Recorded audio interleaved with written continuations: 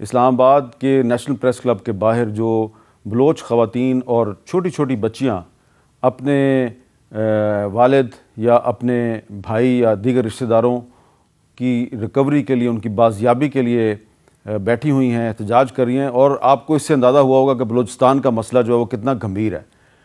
اب ہم آپ کی خدمت میں پیش کریں گے کچھ ایسی شخصیات کے کلپس جو کہ سال 2023 میں اس دنیا سے چلی گئیں، اور اس میں جو سب سے پہلا کلپ ہے وہ جنرل پرویز مشرف کا ہے۔ انہوں نے 2004 میں بلوچستان کے بارے میں ایک بات کہی تھی، اور ان کا یہ خیال تھا کہ وہ بلوچستان میں جو تمام اینٹی اسٹیٹ ایلیمنٹس ہیں ان کو ختم کر دیں گے، لیکن معاملہ جو ہے وہ اب 2023 میں پہنچ چکا ہے، اور ویسے کا ویسا نہیں ہے بلکہ پہلے سے بھی زیادہ خراب ہو چکا ہے۔ تو چند شخصیات جو کہ 2023 میں ہم سے جدا ہوئی، ان کے کلپس، تمام شخصیات کے کلپس نہیں ہیں لیکن چند شخصیات کے کلپس ہیں، آپ کی خدمت میں پیش کرتے ہیں۔ یہ بلوچستان میں کچھ سب نیشنلسٹ، یہ کچھ نیشنلسٹ کہتے ہیں اپنے آپ کو، اور ہم ان کو دیکھ رہے ہیں۔ میں ان کو وارننگ ہر دفعہ دیتا رہوں، اور میں آپ کے تھرو بھی وارننگ دیتا ہوں کہ ڈونٹ پش اس، اینڈ یہ 70s کا دور نہیں ہے جس میں ہم یہ پہاڑوں میں یہ چڑھ کے اور آگے پیچھے کریں گے۔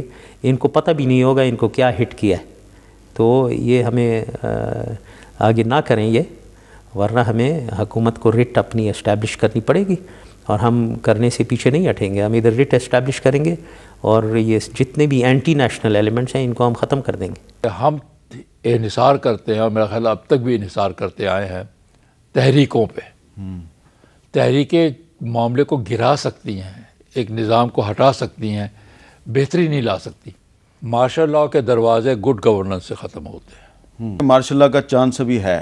میں کہتا ہوں یہ زلزلہ ہے جو کسی وقت بھی آ سکتا ہے۔ جو ہم اخلاقی انحطاط کا شکار ہیں، جو ہمارے اندر اخلاقی شکست و ریخت جاری ہے اس فیوڈل ٹرائبل معاشرے میں، جہاں ہمارا اپنی لیڈر پر ایمان نہیں، اور فالور کا جو پارٹی کا ممبر ہے اس کا لیڈر پر فیت نہیں ہے، وہ کوئی کمٹمنٹ نہیں ہے، پیسہ ملے تو سب کچھ غائب۔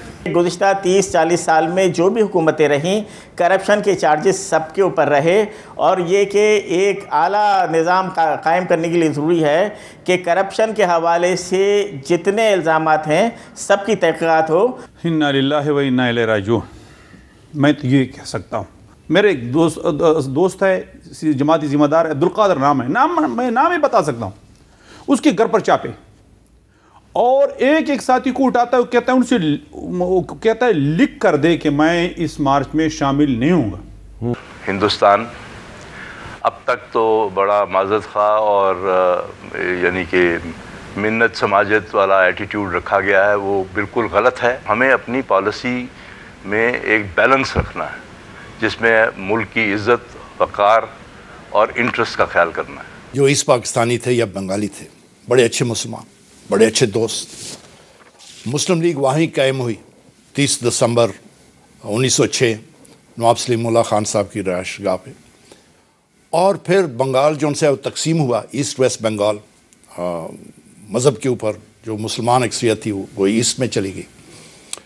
جب پاکستان بنا اس میں چند کوتاہیاں ہماری طرف سے ہوئی، ویسٹ پاکستان کی طرف سے ہوئی یا گورنمنٹس کی طرف سے ہوئی۔ ایک کہ وہ اکثریت تھی، بنگالی اکثریت میں تھے، لیکن ہم نے زبان کو کہا کہ جی صرف اردو ہوگی زبان۔ تو 2023 میں ہم سے جدا ہونے والی چند شخصیات کے کلپس ہم نے آپ کی خدمت میں پیش کیے۔ اللہ تعالیٰ ان سب کی مغفرت فرمائے، اور اب ہم دعا کرتے ہیں کہ 2024 پاکستان کے لیے بہت اچھا ہو۔ 2024 میں جو الیکشن ہونے والا ہے، اس الیکشن کے نتیجے میں پاکستان میں عدم استحکام پیدا نہ ہو بلکہ تھوڑا سا استحکام آ جائے۔